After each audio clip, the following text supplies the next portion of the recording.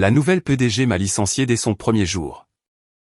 Mason Grave, votre ère est terminée, a-t-elle déclaré pendant que les orchidées que j'avais apportées se trouvaient encore dans mes mains. Elle ne le savait pas. 3 jours plus tôt, j'avais signé certains documents. Le lendemain matin, l'assistante est entrée en panique. Il faut que vous voyiez ça. Salut Reddit, prenez du popcorn, attachez vos ceintures et préparez-vous au drame professionnel le plus sauvage que vous lirez cette semaine. Voici comment ma nouvelle PDG s'est fait humilier très rapidement après avoir cru qu'elle pouvait me licencier dès le premier jour. Je m'appelle Mason, j'ai 48 ans, je suis un homme, et j'étais là, debout devant la salle de conférence à 8h50 du matin un mercredi, tenant un bouquet d'orchidées blanches. 23 ans chez Silvergate Logistique, et je croyais encore à des conneries comme le renforcement d'équipe et l'accueil de la nouvelle direction. N'hésitez pas à me critiquer. Je le mérite. Les orchidées étaient destinées à Victoria Sterling, la nouvelle PDG. Cette femme avait une réputation capable de givrer du verre, MBA de Yale, 4 redressements d'entreprise, connue pour réduire les effectifs comme si elle taillait des haies. Elle avait déjà annulé un contrat fournisseur qui nous saignait de 315 000 € par an et fait passer l'efficacité de notre entrepôt de 93% à 95% dès sa première semaine. La femme était brillante, c'est clair. J'avais déjà survécu à 3 PDG. J'ai frappé 2 fois et je suis entré. Victoria était assise en bout de table, flanquée de 2 costumes que je n'avais jamais vus. Des jeunes hommes avec des montres de luxe. Bonjour, ai-je dit en souriant, en levant les fleurs. Mason Grave. Votre ère ici est terminée. Mon estomac s'est noué. Elle a fait glisser une enveloppe Kraft sur la table comme si elle servait des papiers de divorce. Pas de politesse. Vous êtes licencié. Effet immédiat.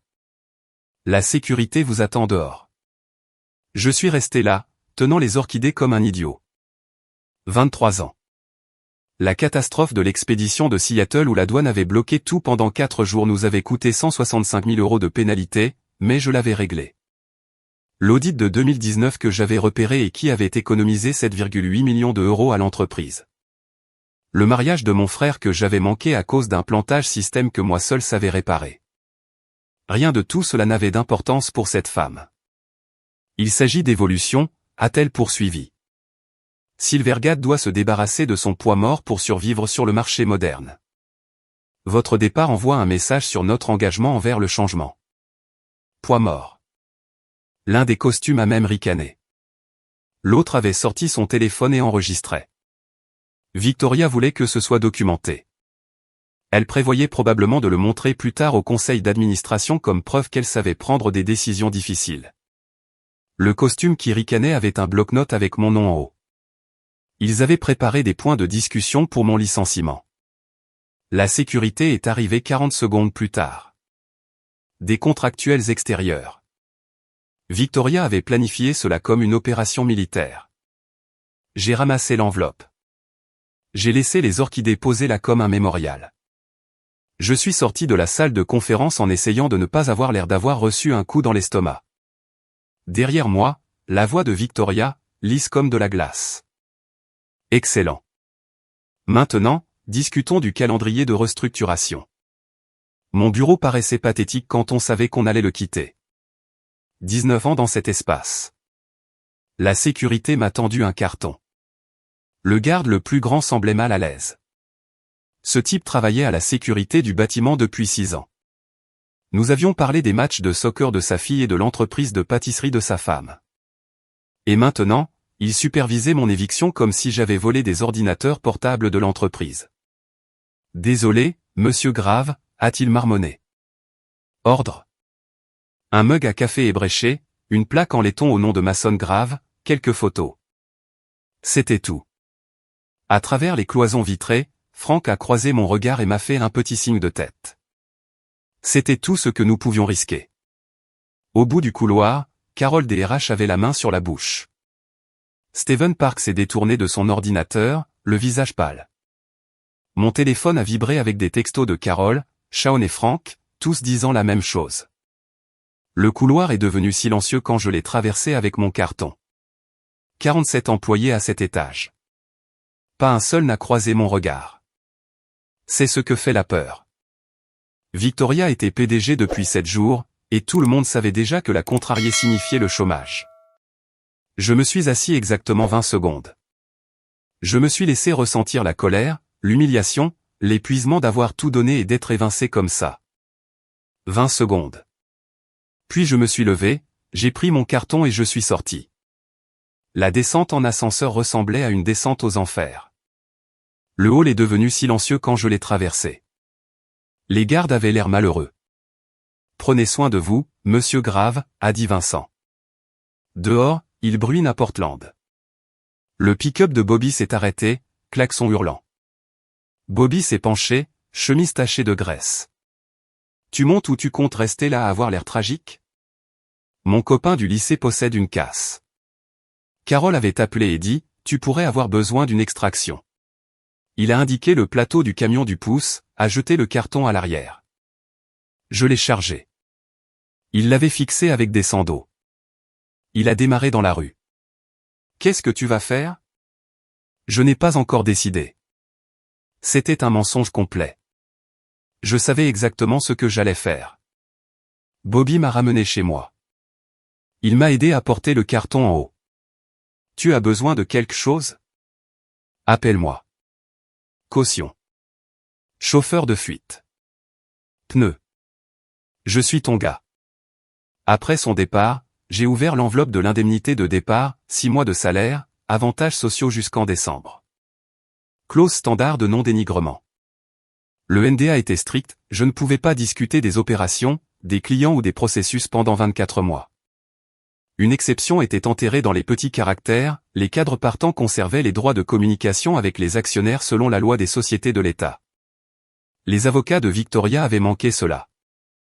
Ils avaient probablement précipité la paperasse pour correspondre à son calendrier agressif. Cette seule phrase allait lui coûter tout. J'ai signé. Il voulait que je me taise. Bien sûr, je me tairais pendant exactement 72 heures de plus.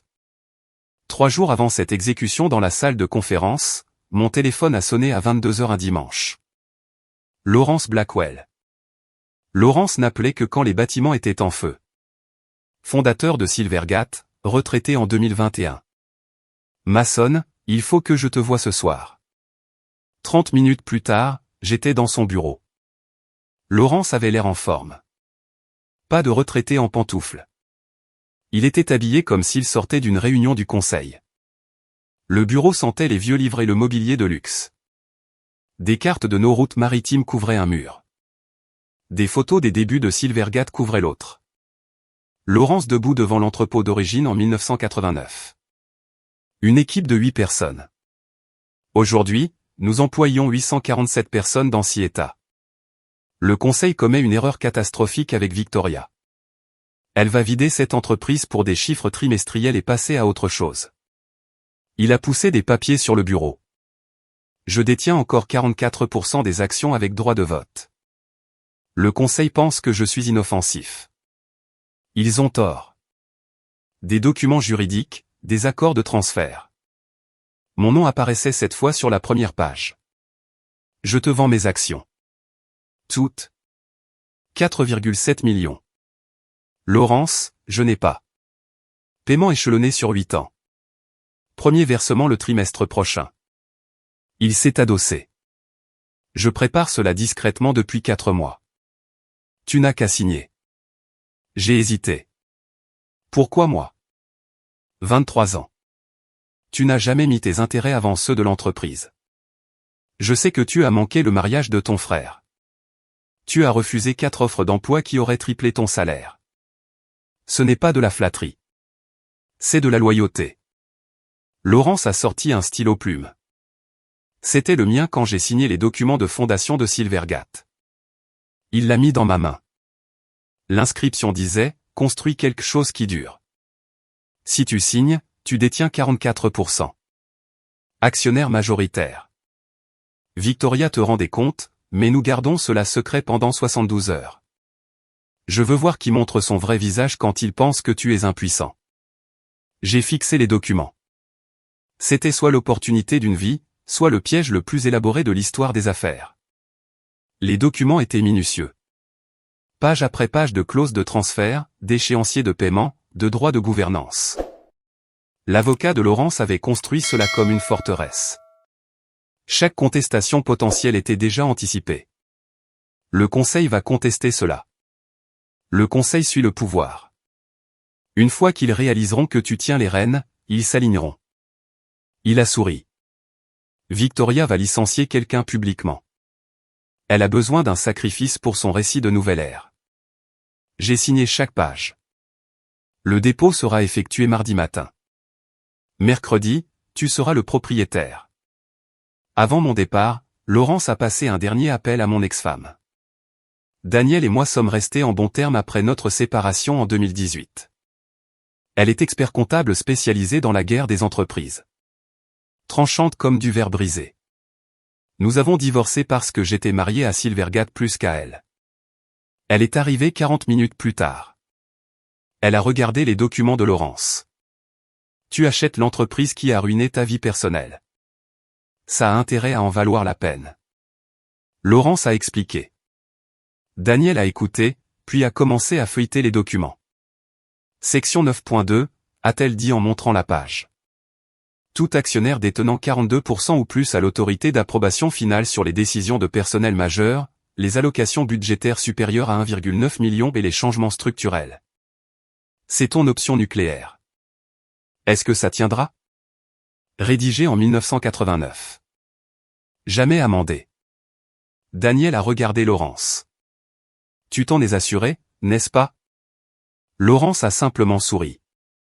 Elle a passé 90 minutes à trouver les faiblesses, à signaler les contestations potentielles du Conseil et à esquisser la séquence de dépôt. Chaque fois qu'elle trouvait un problème potentiel, Laurence l'avait déjà réglé. Les documents étaient à l'épreuve des balles. Tu détiendras 44% mardi matin.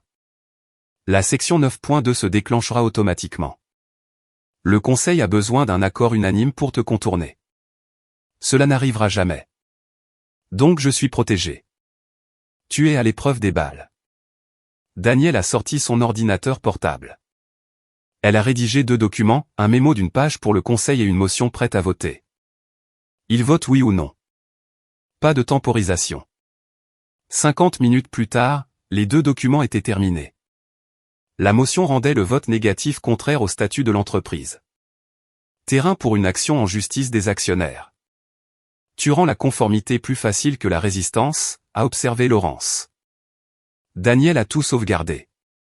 Mason envoie ses documents 40 minutes avant la réunion de vendredi. Après son départ, Laurence et moi avons revu le calendrier, dépôt mardi, licenciement mercredi, laisser Victoria faire ce qu'elle veut pendant 72 heures, puis lâcher la bombe vendredi matin. J'ai roulé jusqu'à chez moi avec les documents signés sur le siège passager. Mon téléphone a vibré. Daniel, tu vas bien t'en sortir. Fais confiance au processus. Aussi, dîner quelque part de chair quand tout sera fini. C'est toi qui paies. J'ai répondu par texto. Marché conclu. Mardi, 7h30 du matin. Le transfert de propriété a été déposé. Daniel avait tout minuté parfaitement. Le secrétaire d'État ouvrait à 7h. Document traité à 7h18. Confirmé à 7h30. Mon téléphone a vibré. Daniel, officiel. Tu es le propriétaire. Essaie de ne pas tout gâcher immédiatement. Mercredi est arrivé, j'ai été licencié, je suis sorti, Bobby est venu me chercher. Cet après-midi-là, Daniel a appelé. J'ai entendu ce qui s'est passé. Envoie-moi une copie de ton indemnité de départ. Je l'ai scannée. Elle est restée silencieuse pendant 12 minutes. Tu es clair. NDA standard. Rien ne touche ton statut d'actionnaire. Ils n'ont même pas pensé à l'inclure. Encore des frappes au clavier. Je finalise le mémo d'une page maintenant. Et la motion? Ils vont voter pour savoir s'ils reconnaissent officiellement le transfert et ajustent la gouvernance. S'ils votent non, ils violent les statuts. Je l'explique clairement. Jeudi matin, Bobby a appelé. J'ai un boulot pour toi. Je n'ai pas besoin. C'est tactique. Laurence a appelé. Le conseil essaie de te joindre. Ils sont nerveux. Bobby a marqué une pause. Daniel a besoin des documents certifiés. Le secrétaire d'État ferme à 17 h. Elle est coincée en réunion jusqu'à 16 h. Donc je fais le coursier d'urgence. Ramassage à 16 h. Secrétaire d'État à 17 h. Livraison au verdict chez Foster. Il se réveille vendredi avec les documents officiels. Les ascenseurs dans l'immeuble de Daniel tombent souvent en panne, n'est-ce pas? Ils vont tomber en panne à 15 h 45. Bobby Harry. Je te facture 94 € pour la livraison express, 17 € pour le traumatisme d'ascenseur et 26 € pour l'angoisse existentielle de la bureaucratie gouvernementale. Angoisse existentielle. Ligne séparée. À prendre ou à laisser. J'ai pris. Jeudi, 16 h. Bobby a récupéré les documents certifiés. À 5 h, tout portait les tampons officiels de l'État. À 8 h, envoi au verdict chez Gerald Foster. Gerald Foster était le genre de membre du conseil qui lisait tout 3 fois avant de voter. Exactement la personne qu'on voulait voir recevoir des documents juridiques qui allaient bouleverser toute sa compréhension de la propriété de l'entreprise. Il vérifierait chaque détail avant la réunion de vendredi. Bobby avait emballé l'enveloppe comme un cadeau. Ruban rouge et tout. Impossible de l'ignorer sur le porche de Foster à 6 h du matin. Jeudi soir, je n'ai pas pu dormir. Daniel m'a envoyé un texto sans raison. Arrête de trop réfléchir. Les statuts sont clairs. La motion est à l'épreuve des balles. Viens calme. Laisse les documents faire le travail. Comment savais-tu que j'étais réveillé? Parce que c'est toi. Tu réfléchis trop à tout. C'est pour ça qu'on a divorcé. Maintenant, dors. Tu as un conseil à dominer demain. J'ai dormi peut-être 3 heures. Réveillé à 6 h, j'ai fait du café, je me suis assis à ma table de cuisine en regardant le ciel s'éclaircir. Aujourd'hui, Victoria Sterling allait apprendre qu'elle avait licencié son propre patron. Aujourd'hui, le conseil allait réaliser qui contrôlait vraiment Silvergate. Jeudi matin. Je n'étais pas dans la salle de conférence exécutive, mais j'avais des sources. Steven Park m'a envoyé un texto, il faut que tu entendes ça. Fichier audio joint. La voix de Victoria est arrivée clairement.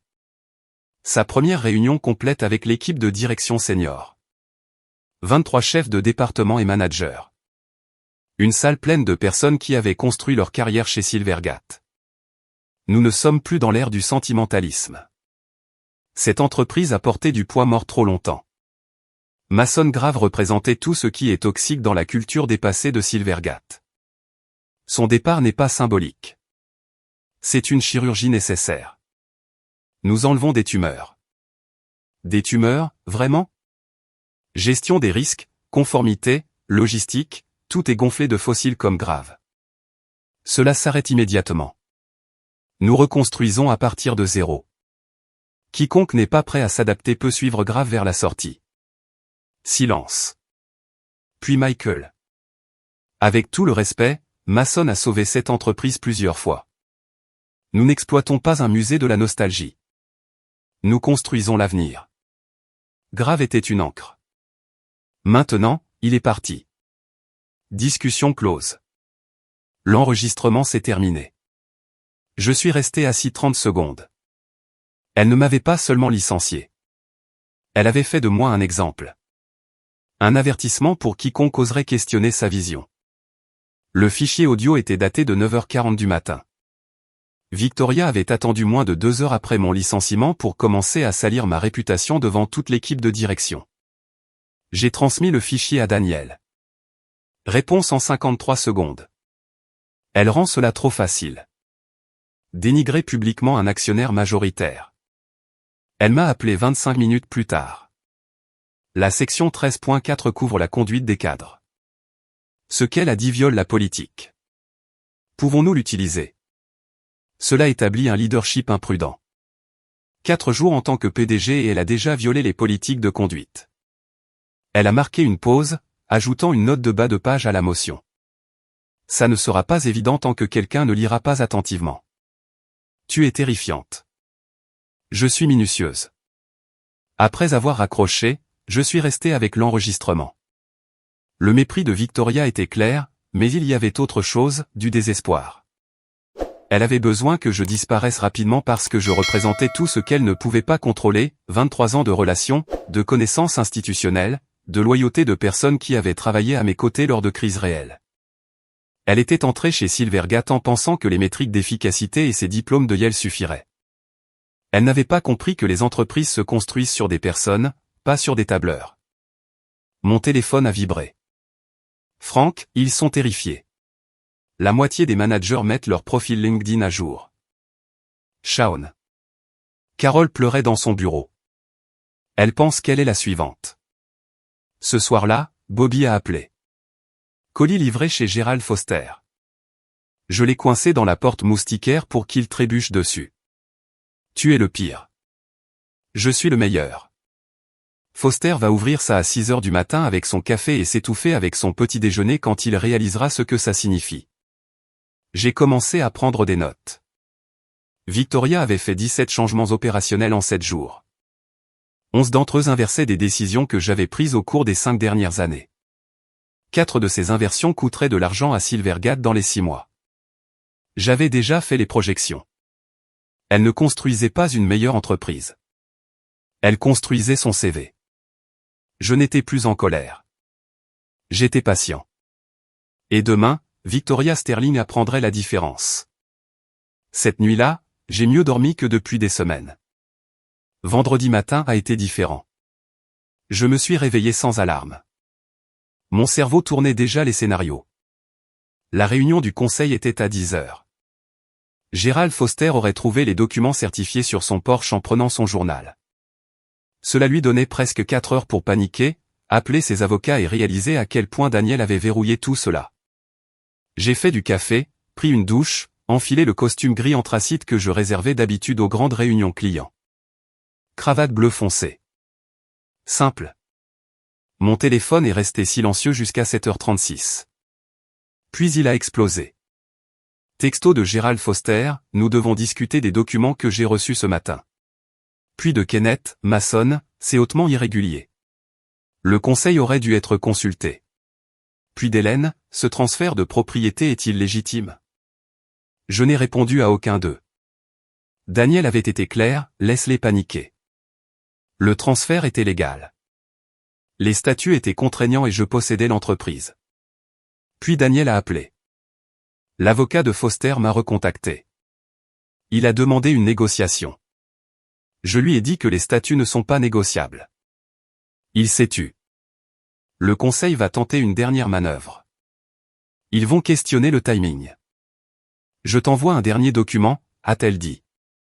Résumé des objections potentielles du conseil et tes réponses. Le document est arrivé dans ma boîte mail quelques secondes plus tard. 9 objections, chacune avec une réponse en 2 phrases. Propre. Tu es effrayamment bonne à ça. C'est littéralement ce que je fais.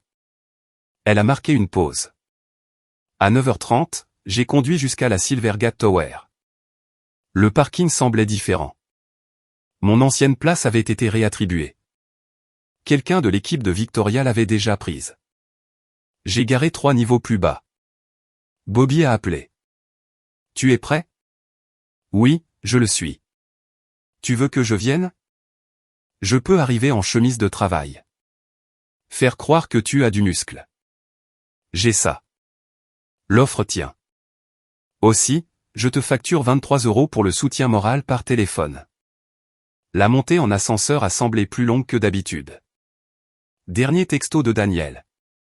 Section 9.2. C'est ton option nucléaire. La salle de conférence exécutive se remplissait quand je suis arrivé. Les administrateurs étaient regroupés. Les regards passaient de Gerald Foster à la chaise vide en bout de table. La chaise de Victoria. Mais il y avait maintenant une autre chaise placée à l'autre extrémité. Un simple panneau, actionnaire majoritaire. Laurence avait dû arranger cela. L'homme comprenait le théâtre. Je me suis tenu près de la fenêtre, la main touchant le stylo plume dans ma poche. Laissez-les me voir. Laissez-les se poser des questions. Gerald Foster s'est approché, enveloppe Kraft à la main. Mason, nous devons parler de ces documents. Nous le ferons dans environ 3 minutes. Cela met le conseil dans une position difficile. Les statuts mettent le conseil dans une position claire. La section 9.2 définit exactement comment cela fonctionne. Kenneth s'est approché, l'air nerveux. Mason, personne ne questionne la légalité, mais l'optique. L'optique est simple. Laurence a vendu ses actions à quelqu'un en qui il a confiance. C'est son droit. À 10 heures, Victoria est entrée, talons claquant fort, les yeux balayant la salle jusqu'à ce qu'il se fixe sur les miens. Une fureur contrôlée enveloppée de glace professionnelle. Elle s'était préparée à une réunion ordinaire du conseil. Ce qu'elle a eu était une embuscade. Elle a pris sa place en bout de table, mais est restée debout. J'ouvre cette réunion, a-t-elle annoncé. Il y a manifestement eu une certaine confusion ce matin. Pas de confusion, ai-je dit en m'avançant, la voix calme. Juste des informations dont vous n'étiez pas au courant. Toutes les têtes se sont tournées. Depuis mardi matin, ai-je continué en marchant lentement vers la chaise vide avec le panneau, je suis devenu l'actionnaire majoritaire de Silvergate Logistique. La paperasse est déposée. Le transfert de propriété est complet, tout est vérifié et légal. J'ai atteint la chaise, sorti mon téléphone, affiché l'email de confirmation du secrétaire d'État et l'ai levé pour que tout le monde puisse le voir. Quiconque veut vérifier peut contacter le bureau de l'État. La documentation est un registre public. Les mains de Victoria ont serré le dossier de sa chaise. C'est une prise de contrôle hostile. C'est un transfert légal d'actions du fondateur de l'entreprise à quelqu'un en qui il a confiance. J'ai posé mon téléphone. Lawrence Blackwell détenait 44% des actions avec droit de vote. Il me les a vendues dans une transaction privée. C'est son droit selon la loi des sociétés et les statuts de l'entreprise. Kenneth s'est éclairci la gorge. Mason, bien que cela soit inattendu, nous devons discuter des implications. Nous le ferons. Mais d'abord, j'aimerais aborder quelque chose. Je me suis enfin assis dans la chaise d'actionnaire majoritaire. Il y a 3 jours, ai-je dit d'une voix ferme, j'ai été licencié publiquement par Mademoiselle Sterling. Elle a utilisé mon départ comme symbole de sa nouvelle ère. Elle m'a appelé tumeur, encre qui coule cette entreprise. Des mouvements gênés autour de la table. Le visage de Victoria était devenu pâle. Elle ne savait pas, elle ne pouvait pas savoir que j'avais signé les documents de propriété 3 jours avant qu'elle ne me licencie. Donc, techniquement, quand elle a mis fin à mon emploi et m'a humilié publiquement devant l'équipe de direction, elle licenciait en réalité son propre patron. J'ai entendu des hoquets. Maintenant, ai-je poursuivi, les avocats de Madame Sterling vont probablement arguer que ce transfert a été fait de mauvaise foi, mais le calendrier prouve le contraire. Le transfert était complet avant que Mademoiselle Sterling ne prenne sa décision. J'ai regardé directement Victoria. Si quelque chose, votre décision de me licencier valide les préoccupations de Laurence concernant votre approche de leadership. Il craignait que vous privilégiez les gestes symboliques au détriment de la connaissance institutionnelle. Vous lui avez donné raison. Elle a retrouvé sa voix. C'est absurde. Le conseil m'a embauché pour restructurer. Le conseil vous a embauché pour gérer les opérations, pas pour licencier unilatéralement du personnel clé sans consultation. Et qu'en est-il de votre jugement? La voix de Victoria est devenue tranchante. Le reroutage de Seattle en 2017. Vous avez parié sur une voie douanière non vérifiée, la cargaison a été bloquée 4 jours et cela a coûté 165 000 € de pénalité à l'entreprise. C'est ça, la connaissance institutionnelle à laquelle nous sommes censés faire confiance? La salle est devenue silencieuse. Elle avait fait ses devoirs. Mignonne. Vous avez absolument raison, ai-je dit calmement. Cette route était risquée. Cela a failli très mal tourner, mais cela a aussi permis de maintenir nos clients approvisionnés pendant un ouragan qui a paralysé la côte ouest pendant 8 jours. Nous avons perdu 165 000 € en pénalité, mais économisé 2,1 millions d'euros en annulation de contrats et départ de clients. J'ai pris une décision sous pression extrême. Parfois ça marche, parfois ça coûte de l'argent, mais je suis resté et j'ai réparé. Ça l'a fait taire. Gérald a regardé son enveloppe Kraft, puis moi. Votre conseil a préparé une motion pour que le conseil vote dessus. Elle l'a fait. C'est une formalité. Les statuts définissent déjà la structure de gouvernance. La motion demande simplement si vous allez la reconnaître officiellement et ajuster les procédures en conséquence. Vous pouvez voter oui et nous avançons. Vous pouvez voter non et vous exposer à des actions en justice des actionnaires pour violation du devoir fiduciaire. La température de la salle a chuté. Je venais de poser les enjeux dans un langage qu'il ne pouvait pas mal interpréter. Hélène a levé la main. Mason, je pense que nous avons besoin de temps pour consulter nos avocats. Vos avocats ont déjà été briefés. L'avocat de Gérald a parlé avec le mien hier soir et encore ce matin. Il a confirmé que les statuts sont contraignants et que le transfert est légal. Vous êtes libre d'obtenir un deuxième avis, mais cela ne changera pas les faits. Victoria s'est redressée, la voix tranchante. Je ne travaillerai pas sous ces contraintes. Si chaque décision nécessite l'approbation du conseil, cette entreprise avancera au ralenti. Alors vous êtes libre de démissionner, ai-je dit platement. Je ne suis pas intéressé par les luttes de pouvoir ou le drame. Si vous pouvez travailler dans le cadre de gouvernance défini par nos statuts, parfait. Sinon, voici la porte. Pendant 6 secondes, personne n'a bougé. Une conversation silencieuse s'est faite en regards et petits hochements de tête. Je pense, a dit Gérald avec prudence, que nous devrions voter sur la motion. Tous ceux en faveur de la reconnaissance formelle du statut d'actionnaire majoritaire de Mason Grave et de l'ajustement des procédures de gouvernance selon la section 9.2 des statuts de l'entreprise, 9 mains se sont levées. Sur 11 administrateurs, plus qu'assez. Contre, 1 main. Le directeur favori de Victoria, celui à qui elle avait probablement promis une promotion. Abstention, 1 main. Le centriste, qui voterait avec le vainqueur. La motion est adoptée. Gérald a posé son enveloppe Kraft. Monsieur Grave, le Conseil reconnaît votre autorité en tant qu'actionnaire majoritaire. Nous ajusterons nos procédures en conséquence. Je me suis levé. Je l'apprécie. Maintenant, concernant le maintien en poste de Mademoiselle Sterling. Les yeux de Victoria ont flamboyé, mais il n'y avait plus nulle part où fuir. Le silence après le vote ressemblait au moment avant que le tonnerre ne frappe. Victoria restait debout, posture rigide. Le directeur qui avait voté contre semblait mal à l'aise. Tous les autres paraissaient simplement soulagés. J'ai laissé le silence s'étirer. Mademoiselle Sterling, ai-je dit enfin, d'une voix égale, vous avez un choix.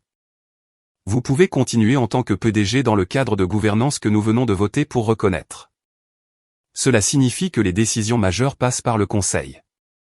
Les changements de personnel au-dessus du niveau manager nécessitent une approbation. La réallocation budgétaire supérieure à 1,9 million nécessite une validation. Ou vous pouvez démissionner avec un paquet d'indemnités standard et passer à votre prochaine opportunité. Sa mâchoire s'est crispée. Vous me forcez à partir. Je vous offre un choix. Il y a une différence. J'ai pris le stylo plume, les tourné lentement entre mes doigts. Vous êtes venu ici avec un agenda agressif. Vous vouliez couper profondément et restructurer rapidement. Certaines de ces idées peuvent avoir du mérite, mais le leadership n'est pas seulement une question de coupe. Gérald a bougé sur sa chaise. Mason, peut-être devrions-nous discuter de cela en session exécutive. Pas besoin. J'ai gardé les yeux sur Victoria. Mademoiselle Sterling a rendu ses intentions claires lors de la réunion de direction de jeudi. Elle veut une autonomie totale pour mettre en œuvre sa vision. Les statuts ne permettent pas ce niveau d'autonomie à quiconque, y compris moi. Si elle ne peut pas travailler dans ce cadre, nous perdons le temps de tout le monde. Elle m'a fixé un long moment. Derrière ses yeux, les calculs tournaient. Pouvait-elle me contourner ? Pouvait-elle convaincre le Conseil de passer outre les statuts ? Pouvait-elle sauver un quelconque contrôle ? Non, elle ne pouvait pas. Et la regarder réaliser cela était mieux que n'importe quel paquet d'indemnités. J'aurai besoin du week-end pour réfléchir, a-t-elle dit enfin. Vous avez jusqu'à lundi matin, 9 heures. Si je n'ai pas de nouvelles de vous d'ici là, le Conseil considérera que vous avez démissionné et commencera la recherche de votre remplaçant. Je me suis levé. Cette réunion est terminée. J'ai glissé le stylo dans ma poche et je me suis dirigé vers la porte. Derrière moi, les voix ont éclaté. Conversation calme et urgente. Le Conseil se fracturait déjà en camp. Gérald m'a rattrapé à la porte. Mason, nous devons discuter lundi. Laissez tout le monde digérer cela pendant le week-end. Et si Victoria part? Alors elle part. Cette entreprise existait avant elle. Elle existera après elle. J'ai marqué une pause. Mais je ne pense pas qu'elle partira. Elle est trop fière pour démissionner. Elle restera et essaiera de me contourner. C'est bien. J'ai quitté la salle du conseil et je suis allé vers l'ascenseur. Mon téléphone a vibré. Texto de Daniel. Comment ça s'est passé? Motion adoptée. 9-1-1. Magnifique. Je t'envoie le document de procédure de gouvernance mise à jour. Transmets-le au conseil avant la fin de la journée. Cela établit les nouveaux flux d'approbation avant que quiconque ne puisse prétendre à la confusion. Texto de Bobby. J'ai vu la reine de glace de Yale sortir en trombe. Elle n'avait pas l'air contente. Tu as gagné? Pas encore, mais presque. J'ai pris l'ascenseur jusqu'au hall. L'étage exécutif semblait différent maintenant. Les gens n'évitaient plus le contact visuel. Quelques-uns ont même hoché la tête avec respect. Carole DRH m'a croisé dans le couloir et a articulé silencieusement « Merci ». Dehors, le camion de remorquage de Bobby était toujours garé de l'autre côté de la rue. Je suis allé vers lui. Il a baissé la vitre, casquette à l'envers, légèrement de travers. Rapport de surveillance. Une PDG très en colère, 3 costumes confus, et plein de gens qui semblent beaucoup moins stressés maintenant. Facture-moi la surveillance. Déjà fait. 76 €. 2 heures à 38 € de l'heure. Attends, je n'ai pas fini, m'a-t-il interrompu. Plus 14 € pour le poids émotionnel de regarder une guerre d'entreprise se dérouler. Il a souri. Tu as tout déchiré là-dedans. Je n'ai pas encore gagné. Elle a jusqu'à lundi pour décider de démissionner. Personne d'aussi arrogant ne reste pour être le subordonné de quelqu'un. Bobby a sorti un papier froissé de sa console. En parlant de facture, voici le compte complet. Service de ramassage après licenciement. Manutention premium de cargaison. Utilisation de Sando. Coursier au vernict chez Foster. Traumatisme émotionnel d'ascenseur. Angoisse existentielle de la bureaucratie gouvernementale. Frais de recherche d'essence en banlieue. Service de surveillance. Travail émotionnel. Regardez mon pote se faire manquer de respect. J'ai fait le calcul. 290 € plus la bizarre taxe de service aux entreprises de l'Oregon font 300 €. Il m'a tendu le papier. Il était écrit en vrai crayon de couleur. Bleu. Espèce ou Venmo? Bobby sera toujours Bobby. Je lui ai envoyé 330 € par Venmo. Garde la monnaie. Généreux. J'aime ça. Il a rangé son téléphone. Sérieusement, si tu as besoin de quoi que ce soit d'autre, tu m'appelles. L'offre de crever les pneus tient toujours. Après son départ, je suis resté assis dans ma voiture 1 minute, moteur allumé. Mon téléphone a vibré. Texto de Daniel. Envoi d'une facture supplémentaire pour le travail de préparation de la réunion du conseil de vendredi. Rédaction de la motion du conseil. Revue supplémentaire de documents. Gestion du stress pendant une crise et un rappel que j'ai toujours raison. Total, 900 €. Paiement dû dans les 30 jours. Puis un autre texto. Aussi, réservation pour dîner vendredi prochain. Ce steakhouse en centre-ville que tu évites parce que c'est cher. On fête ça. C'est toi qui paies. J'ai souri et payé sa facture immédiatement. J'ai ajouté un pourboire de 150 € avec la note pour avoir rendu cela à l'épreuve des balles. Sa réponse est arrivée en quelques secondes. Pourboire accepté. Tu apprends. Cet après-midi-là, j'ai transmis le document de procédure de gouvernance de Daniel à tous les 11 membres du conseil. Il expliquait exactement comment fonctionnait le nouveau processus d'approbation, exigences de soumission, délai, seuil de vote, procédure d'escalade, tout clairement défini. Pas de place pour l'interprétation créative. Gérald a répondu en 18 minutes. C'est complet. Nous mettrons en œuvre immédiatement. Kenneth a accepté.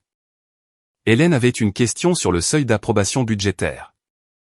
Je l'ai appelé, j'ai passé 20 minutes à lui expliquer la logique. Les allocations budgétaires inférieures à 1,9 million pouvaient être approuvées par les chefs de département et le directeur financier. Tout ce qui dépassait nécessitait un examen du conseil. Seuil standard qui permettait aux petites décisions d'avancer tout en maintenant la supervision sur les dépenses majeures. Ça a du sens, a dit Hélène. J'avais peur que cela crée un cauchemar bureaucratique. Après avoir raccroché, je suis rentré chez moi. J'ai passé le week-end à répondre aux appels des membres du conseil, des chefs de département, et même de quelques concurrents qui avaient entendu la nouvelle et voulaient explorer des opportunités. J'ai gardé chaque conversation courte et professionnelle. Samedi soir, Laurence a appelé. Mason, tu as fait un excellent travail. J'ai eu un bon professeur et une comptable terrifiante. Quelle est ta lecture sur Victoria? Elle va démissionner. Et si elle ne le fait pas, lundi va être intéressant. Mais j'avais raison. Samedi après-midi, une source anonyme a fait fuiter à un journal d'affaires une histoire sur un leadership ancré bloquant les réformes. L'article peignait Victoria comme une visionnaire luttant contre des membres du conseil dépassés résistant au changement. Des pics subtils sur mon âge, mon ancienneté, mon incapacité à m'adapter à la logistique moderne. L'article est paru à 17h30. Daniel a appelé. J'ai vu la fuite. C'est Victoria. Dernier tir maladroit, déjà géré. J'ai envoyé au conseil une comparaison de performance. Les chiffres ne mentent pas. La comparaison montrait que les coupes proposées par Victoria auraient éliminé 3 départements qui généraient 18% des revenus de l'entreprise. Ces gains d'efficacité provenaient surtout de renégociations de fournisseurs que n'importe quel directeur financier compétent aurait pu faire. Les améliorations de l'entrepôt étaient déjà programmées avant son arrivée. Initiative de l'ancien PDG. Dimanche soir, un email à toute l'entreprise est parti de Victoria Sterling. Après mûre réflexion, j'ai décidé de démissionner de mon poste de PDG de Silvergate Logistique. Bien que je sois fier des changements que nous avons commencé à mettre en œuvre. Je crois qu'il existe des différences avec la direction du conseil qui rendent approprié pour moi de poursuivre d'autres opportunités. Je souhaite à Silvergate un succès continu. Formulé avec soin pour éviter d'admettre qu'elle avait été complètement contournée. Mon téléphone a explosé. Texto d'employés, de managers, de directeurs, tous posant la même question, que se passe-t-il maintenant? J'ai attendu, puis j'ai envoyé mon propre email à toute l'entreprise. Équipe Silvergate, comme vous l'avez vu, Victoria Sterling a démissionné de son poste de PDG. Le conseil et moi annoncerons notre plan de transition lundi après-midi. En attendant, les opérations continuent normalement. Les chefs de département conservent leur autorité actuelle. Les questions peuvent être adressées à vos superviseurs immédiats. Merci pour votre patience pendant cette transition. Mason Grave, actionnaire majoritaire. Simple, clair, sans drame, juste les faits. Daniel à texto. Réponse parfaite. Tu deviens vraiment bon à ça. Bobby, elle a démissionné. Je l'avais dit. Tu me dois un verre. Lundi matin, je suis arrivé à Silvergate. Le bâtiment semblait différent, plus léger. Les gens souriaient. Quelques-uns sont venus me remercier d'avoir sauvé leur emploi, ce qui me semblait trop de crédit, mais je l'ai accepté avec grâce. La réunion de 14h30 s'est déroulée plus facilement que prévu. J'ai proposé Frank Hudson comme PDG intérimaire. Le conseil a accepté à l'unanimité. Frank avait le respect, l'expérience, et surtout, il ne cherchait pas à se faire un nom. Il voulait simplement que Silvergate réussisse. Nous avons passé le reste de la réunion à définir les priorités. J'ai quitté le bureau à 17h52, rentré chez moi à travers l'après-midi gris de Portland. Mon téléphone a vibré. Texto de Laurence. Bien joué. L'entreprise est entre de bonnes mains. Un autre de Daniel. Steakhouse.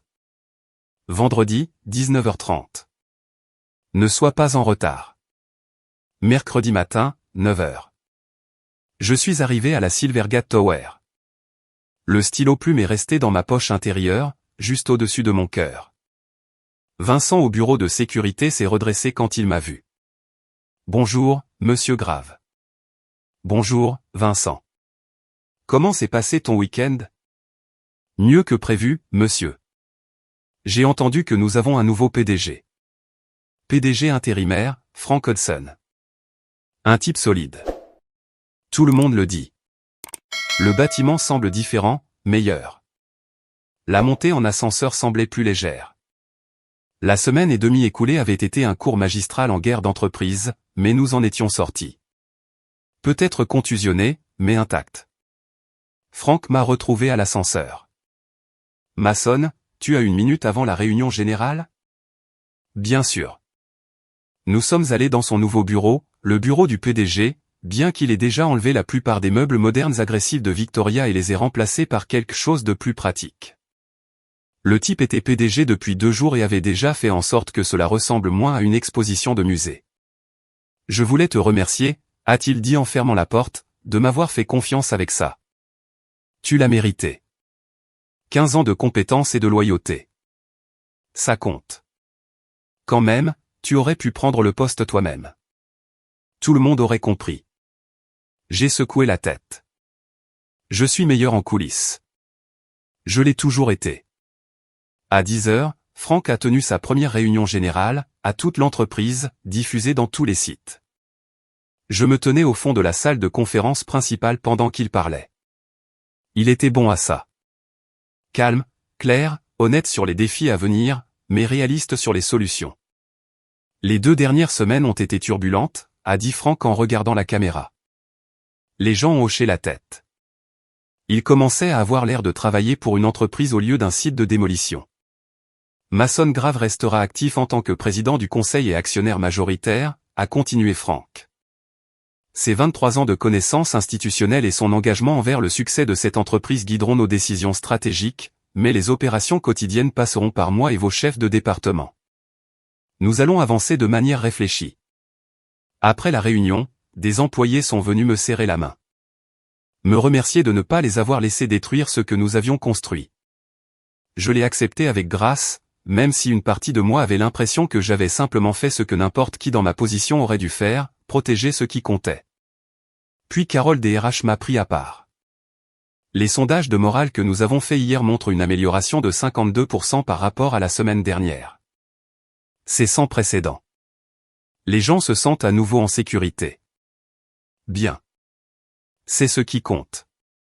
Steven Park m'a arrêté dans le couloir. Le type avait 20 ans chez Silvergate.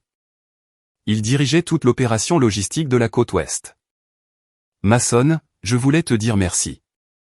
Victoria prévoyait d'externaliser tout mon département à un sous-traitant au Nevada. Cela aurait tué 73 emplois. Frank m'a déjà dit que c'est hors de question. Victoria avait quelques idées agressives. Puis un texto est arrivé de Bobby. Ton gars assure. Aussi, je suis au steakhouse vendredi. Je m'incruste à ton dîner. J'espère que ça va. J'ai répondu. Pas cool. Trop tard. J'ai déjà réservé pour 3. Daniel a dit que je pouvais venir.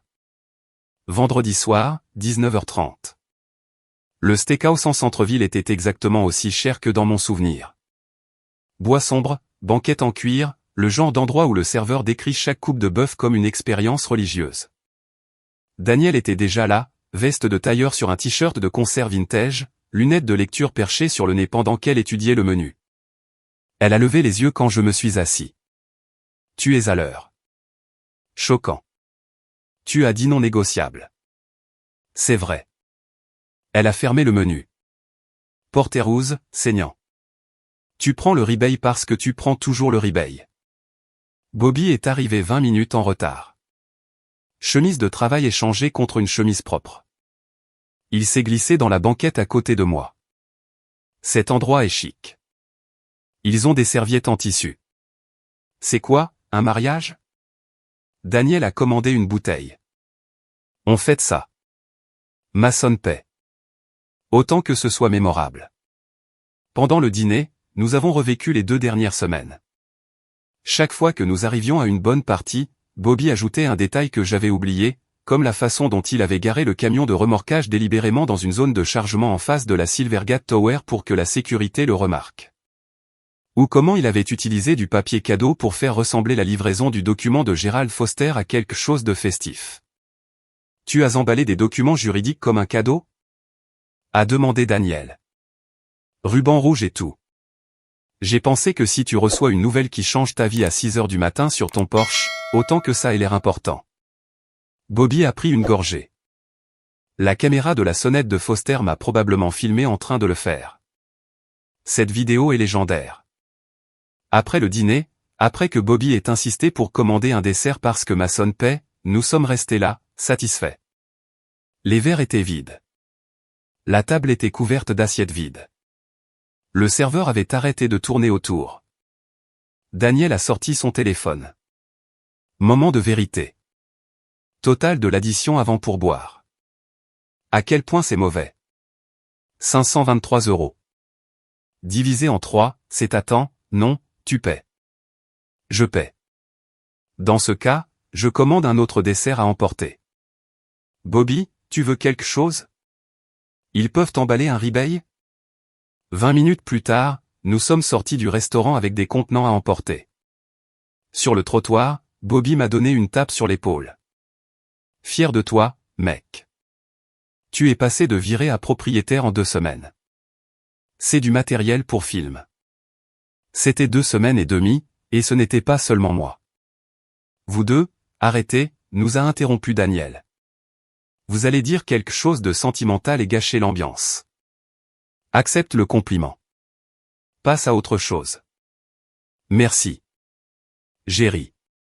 Le lundi suivant, Franck a tenu sa première réunion de direction exécutive. J'y ai assisté en tant que président du conseil. Franck l'a mené sans accroc. Après la réunion, Gérald m'a pris à part. Le conseil veut formaliser ta position. Président du conseil avec un paquet de compensations appropriées. Tu es actionnaire majoritaire depuis 2 semaines maintenant et tu n'as pas pris de salaire. Je n'en ai pas besoin. Tu fournis une supervision stratégique, tu assistes aux réunions du conseil, tu examines les décisions majeures. C'est du travail. Ça doit être compensé. Il m'a tendu un dossier. Paquet standard de président. 265 000 € de rétribution annuelle plus option d'action. Daniel l'a déjà examiné. Elle a dit que c'était la valeur marchande équitable. Tu l'as envoyé à Daniel? Elle m'a appelé la semaine dernière et a dit, je cite, « Si tu essaies de le sous-payer, je ferai de ton prochain audit un cauchemar vivant. » Donc je le lui ai envoyé en premier. Gérald a presque souri. Ton ex-femme est terrifiante. Elle l'est vraiment.